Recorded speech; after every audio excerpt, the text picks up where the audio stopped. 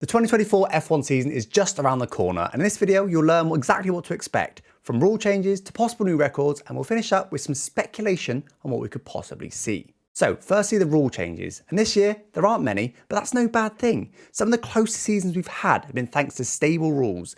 I'm thinking 2008, 2012 and 2021, which all saw final round championship deciders featuring more than one team. In fact, the only rule changes this season are barely worth mentioning. Cockpit cooling scoops have been added to aid driver cooling, they can't use metallic materials in the floor edge, and the right review for race results has been reduced from 14 days to 4. That's it. So if someone wanted to copy someone else's homework, this would be the year to do it. The driver lineup also remains absolutely unchanged, for the first time that's happened in the history of the sport. However, we could see an interesting silly season this year, as most driver contracts end this year. Although most of the big names are already tied up beyond this year, including Verstappen, Hamilton, Russell, Leclerc and Norris. I should add here that the same day that this video was due to go out, the Lewis Hamilton to Ferrari 2025 rumours dropped, and it seems to be legit. It's not fully confirmed, but it looks like Lewis Hamilton will be a Ferrari driver from next year, so this information may not be correct, but we're still waiting for confirmation. I've been refreshing Twitter. What a day. Incredible. Anyway, let's get back to it.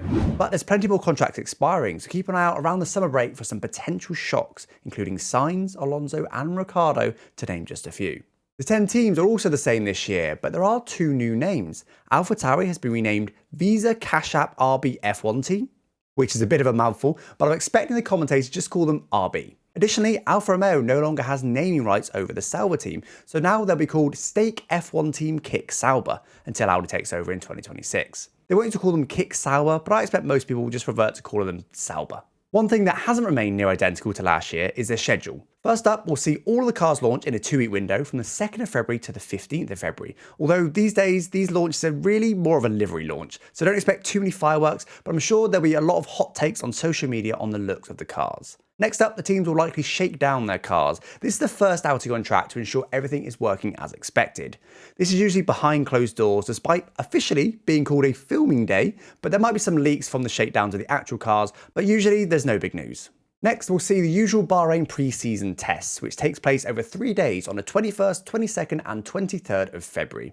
This is the first time we'll see the actual cars in all of their glory, since this is just 1 week before the first race of the season, but the teams will want to gather data on their real cars. The broadcasting plans for the test haven't been confirmed yet, but we do normally get a live broadcast from it if you're interested, and the world's media will also be in attendance to cover it in full. Don't read too much into the results though. Pre-season testing famously has little connection to the real season form, but some data can be gleaned from the test. Next, we get to the actual races, where we'll see a record-breaking 24-race calendar with all the same races last year, assuming China and Imola go ahead this year. Sprint races also make a return with 6 events planned at China, Miami, Austria, Kota, Brazil and Qatar. There's nothing official yet, but F1 have talked about overhauling the sprint rules, so keep an eye out for that announcement. The rumours are that they'll move to a sprint qualifying on Friday evening with a sprint race on Saturday morning, then the usual qualifying and race taking part on Saturday and Sunday respectively. There's also some talk about reverse grids, but I wouldn't hold your breath for anything that exciting. There are some other changes to the calendar. There's Saturday races for both Bahrain and Saudi Arabia for Ramadan.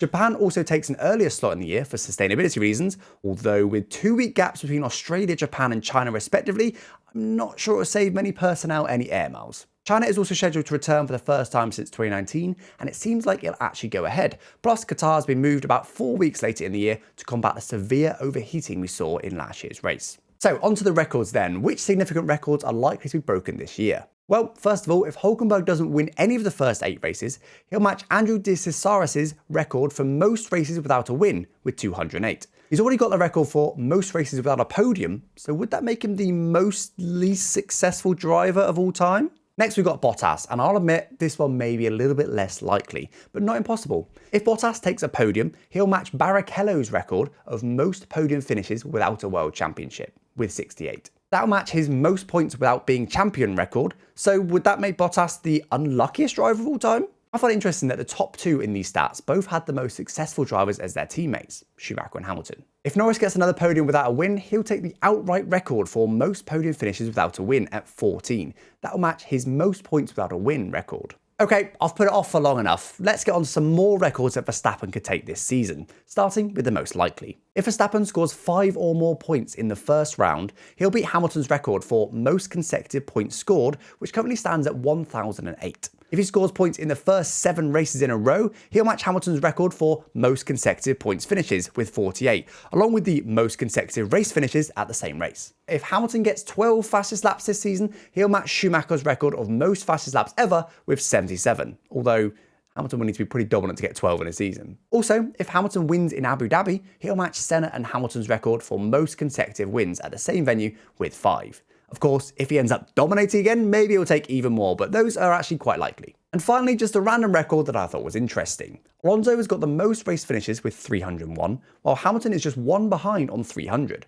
So if Alonso doesn't finish a race and Hamilton does, they'll be level on this running record. Who do you think will keep racing for longer and take this record the highest? My money is on Alonso, even though he's 3 years older than Hamilton. We'll see. And finally, some speculation. Everything up to now has been based on pure fact, but from here on out, I'm just making stuff up. So first of all, a question I'm sure everyone wants to know: will Red Bull dominate again in 2024? I think just about everyone's answer would be, I hope not, but what do we realistically think? Personally, I'll be very surprised if they're not at the very least right up there, but I do think both Ferrari and Mercedes have got a great chance at being much more competitive with them this year. McLaren could also get close if they keep up the strong form they had last year. What about the Drivers' World Championship then? Well, Verstappen has to be the most likely after the 2023 season he just had, and the bookies agree, with odds on him becoming 2024 champion set at a whopping 5-1, meaning if you put £5 down on him, you'd only win £6 back, just a £1 profit. What about the other drivers though? Well, interestingly, the bookies put Norris second with a 1 in 9 chance, and Hamilton third with a 1 in 10 chance. As always in F1 though, it heavily depends on the car, so it'll come down to the best team rather than the best driver. Now, we need to talk about Sergio Perez. The pressure he was under towards the end of last season was astronomical, with speculation over the safety of his seat in overdrive. Will he see out the entirety of the 2023 season? Of course, they've got the last teammate that could hold a candle to Max in the wings in Daniel Ricciardo, so it's definitely possible they do a swap. Red Bull have done it multiple times before too, so there is track record there. Last year, they had the comfort of such a dominant car that they could get away with a struggling second driver, but if things are close this year and Perez doesn't perform, things might have to change. Perez is a great driver, so maybe he'll turn things around, but the most pertinent question is, has Red Bull even got the contractual ability to do a swap with Ricciardo? Every time they've done it previously, they've done it with a homegrown driver who would have signed almost any contract put in front of them in order to get to F1. Perez isn't that person, so would he have agreed to a term that they could just swap him to a completely different, albeit Red Bull-owned team? Honestly, I doubt it. So unless Red Bull want to buy him out, or Perez agrees to swap himself, I think we'll see Perez in the Red Bull all season. Next season though, unless Ricciardo has a shocker, surely we see him back where he belongs at Red Bull. Well, that concludes my summary of what to expect from F1 in 2024. Did I miss something? Probably. So let me know down in the comments if there's anything that should have been in the video. But other than that, don't forget to subscribe if you haven't already, and I'll catch you next time. Thanks for watching. Bye bye.